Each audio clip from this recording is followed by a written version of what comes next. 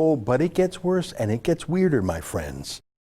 Check this out in the National Post. This is a great story. Canadian veterans of People's Liberation Army form association, sing of China's martial glory. Oh, is this some story from China? No, this is a story from Toronto. Members of the Canada Chinese Veterans Society like to gather and pay homage to the forces that crushed the Tiananmen Square protests in Canada.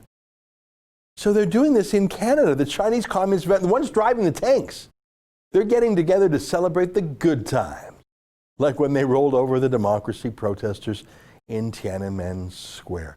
The guys in the tanks are celebrating here. This picture, this is not from China. This is from Richmond Hill, just north of Toronto. Other pictures in this great story. Congrats to the National Post. Give them credit. Pictures with the Chinese flag, picture practicing the Chinese military marching. This is from Canada.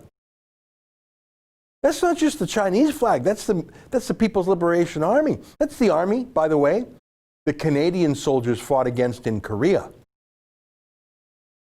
They're dressed in the uniform of China's, let me read this, dressed in the uniform of China's People's Liberation Army, the 40 or so singers stood proudly in neat rows and belted out an old favorite. I am a soldier talks of defeating the Japanese, vanquishing nationalist leader Chiang Kai-shek in the Communist Revolution, and being tested by the Revolutionary War.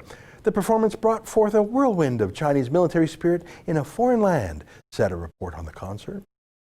This recital earlier this month at the Centre for Performing Arts in Richmond Hill, Ontario, was not offered by a visiting martial choir from Beijing. It was the work of a surprising new Canadian association dedicated to retired troops of the China's People's Liberation Army, or PLA, China's armed forces, who are now settled in this country. I'm not going to read the end of the story, but it goes on in this vein. It's fascinating. I recommend the story. Let me read just a couple final paragraphs, okay?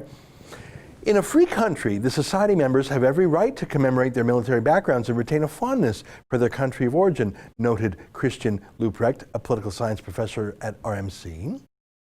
But if you take on Canadian citizenship, then you sign up for a certain loyalty to our country, and particularly loyalty to our values, our way of life, he said. What country are you talking about, Professor? That may be incompatible with proud membership in a veterans group whose military reports directly to the Chinese Communist Party and contributes to instability domestically and internationally, said Leuprecht. Wang, a Beijing native whose Tiananmen book, Inconvenient Memories, was published in May, suggested the leaders of the veterans group are likely China loyalists, while some other members may simply feel nostalgic for their youth. But even casual participation cannot be justified, she argued. We all said our oath of citizenship, said Wang, who came to Canada in 2006. The moment we became a Canadian, we swore to be loyal to our adopted country and abandon our loyalty to the home country. If they are permanent residents, I suggest the government take this record into consideration when they apply for citizenship. I'm sorry. I love that. I love that. Do you think any immigrants have to take a values test before Justin Trudeau admits them to Canada as citizens? I mean, Quebec is taking baby steps talking about that now, but they won't cover this, loyalty to a communist military regime. In Canada, immigrants don't even have an in-person interview anymore. And imagine anyone thinking that Justin Trudeau, of all people, would bring in such a values test and against Chinese communists, of all people. Heck, I'm surprised that Trudeau didn't invite this team of communist war veterans to have a special delegation to those military games in China last week. I'm surprised Trudeau didn't dress up as a Chinese soldier himself for Halloween last night. That's an excerpt from the Ezra Levant Show, which is a show I do every day. I do a monologue, interview an interesting guest, and then I read my hate mail. But you've got to subscribe to it, which you can do at premium.rebelnews.com.